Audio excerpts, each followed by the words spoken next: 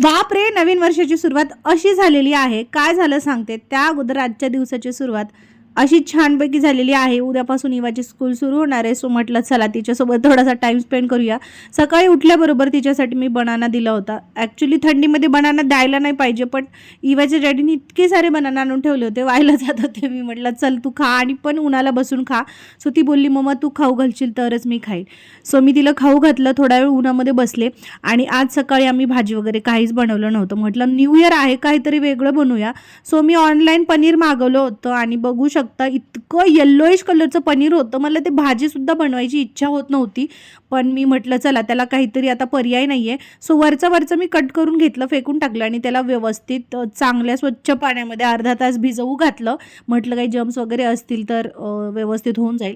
त्यानंतर त्याला व्यवस्थित किसून घेतलं. म्हटलं चल आज पनीर भुर्जी बनवूया, जास्त काही बनवायचं नव्हतं.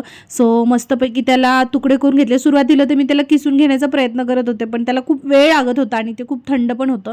आणि त्यानंतर बटरमध्ये जिरे, मोहरी, कांदा, लसूण वगैरे थोडंफार काही जे टाकायचं ते टाकलं, मसाले टाकले आणि परतवून घेतलं. इतकी सुंदर अशी डिश बनली होती. चला, नवीन वर्षाची सुरुवात एकदम मस्त झालेली आहे. भेटूया उद्याच्या ब्लॉगमध्ये. बाय.